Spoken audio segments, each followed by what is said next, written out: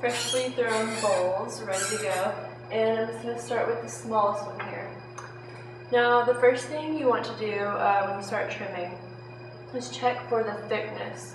So I've got a lot of clay here. I like to leave myself some wiggle room to maybe experiment with the foot. The first thing you're going to do is check, and you feel on the inside and the outside, and you'll be able to feel like where it gets thickest and then where it starts to thin out into the wall. I just mark it.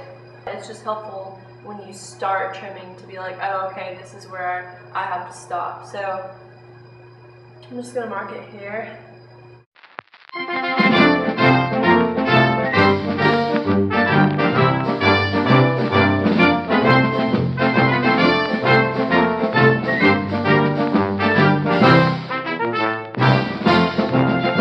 Now, once you've found the thickness and maybe marked it if you prefer to, it's time to center it. And you're going to be centering the foot. So if you threw it a little wonky or it's just a bit off, which is natural and normal because it's handmade, you will have to be focusing on the foot and not the rim, which is touching. It's really easy to do that, to just center the bottom, and then your foot's going to be all wobbly. So just try to center the foot as best as possible. So I have an embossing tool here. I use an embossing tool so that it doesn't dig down into the clay because I want this to stay as smooth and symmetrical as possible. And so I'm just going to hold my hand in one place and very lightly turn this on because you don't want it to dig and like fly off into the side. So I'm just going to lightly hold it on there just for a couple rotations. And now I can look and see how much distance I have on each side. And to me, this is just a really simple way of centering. So I can see that I can go over a little bit. And that looks pretty centered to me, so we're good to go. I've got a lump of clay here, and I'm just gonna roll out 3 little guys, little worms. And I like to do an odd number, it just seems to be more secure.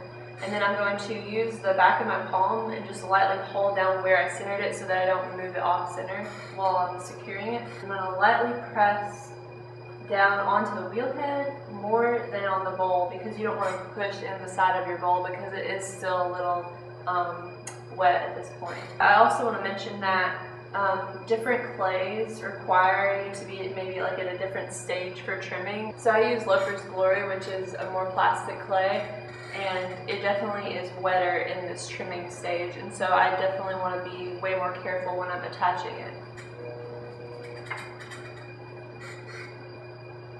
So now you can turn on your wheel and you're good to go. Let me just start off by saying there are a lot of different trimming tools out on the market, but I just have some that I've collected over the past year or so. I don't ever really go out of my comfort zone, so I'm hoping soon I'll start switching it up a little bit. But for now, I'm just going to keep with my old trusty.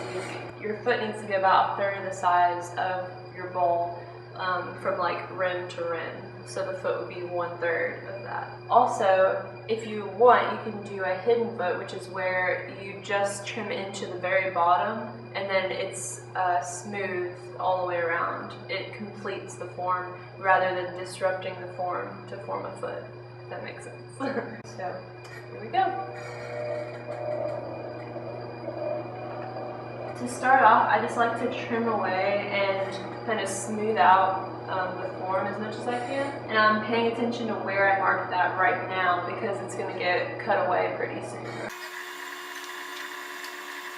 So as you can see, I left so much clay, so I'm trimming away a lot of clay. I just prefer it that way. So I'm using this Kemper tool right now to just trim away the excess parts that I don't want because I am wanting a shorter foot. This is like your chance to be creative and explore your options. Another thing I do, because I don't watch that thickness line as much as maybe other people do, is I will just slightly like push in and feel. But the number one thing that I do is tap and I listen. So you can hear that noise, and then so you can hear it's like they'll eventually get to where they sound really similar, and that's how I have gradually learned the sound, and that's how I know that I'm at the thickness that I want.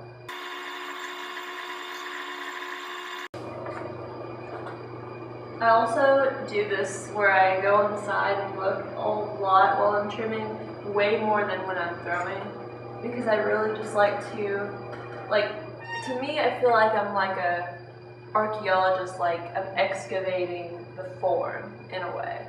And that's probably one of the reasons I love trimming. I always like to be looking on the side, looking for any little abnormalities. So I like to be on the side to just be looking for any abnormalities that I can dig out, you know.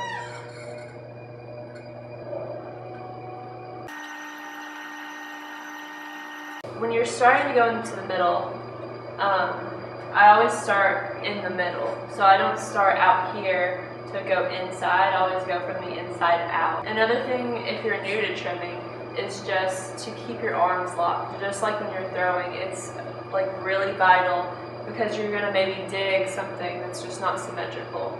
So I always start in the middle. I'm also taking the clay out a lot, because it'll get stuck in there and want to drag as well.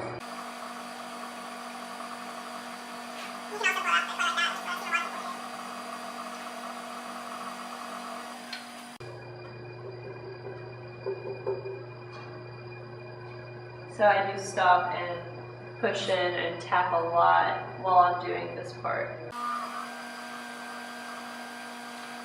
So maybe now I'll take a sharper tool just so I don't get this dragging motion.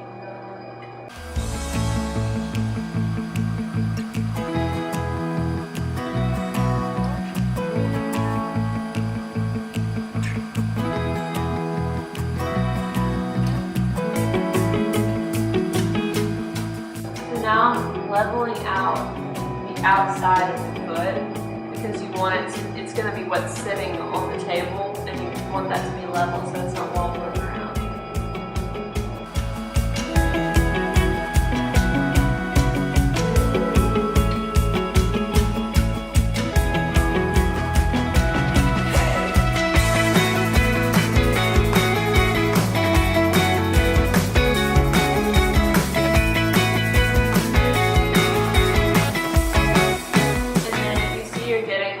Thinner, that would be a time to stop using the sharper tool, because it's going to take out a lot more clay at once. And I'm going to use something to start softening the marks from the tool. I prefer to use either a wooden tool or to smooth out the bigger marks, but then I use my fingers a lot. I don't know if that's bad for my fingers, but I do it a lot because I just get a really nice, smooth surface. At this point for me, it's really critical to start tapping around and hearing the different tones of the thickness. So if you listen, you can hear that this is more high-pitched than this because this is thicker. So that's just what I go by, and I find that works really well for me.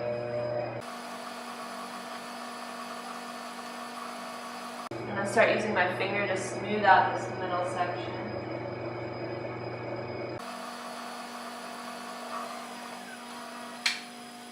Periodically, I'll check my little worms down here just to make sure that they're holding on, because I'm going to start adding pressure with my finger, which is going to stick to the clay a lot more, and it's going to be more likely to want to pull off. Just be aware of the force that you're applying.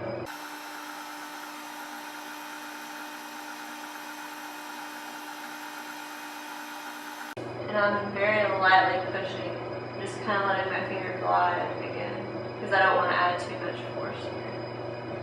Just smoothing out the lines. You don't have to do this, I just prefer it to have a really smooth surface.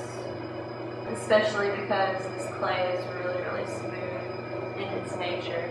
Another thing you can do is use a rib. This is the MudTools, I think it's called a small kidney rib.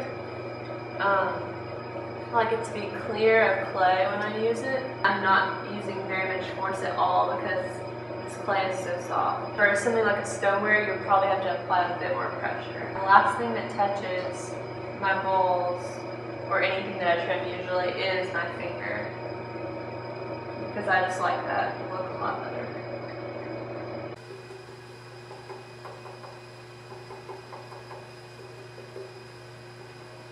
There you have it.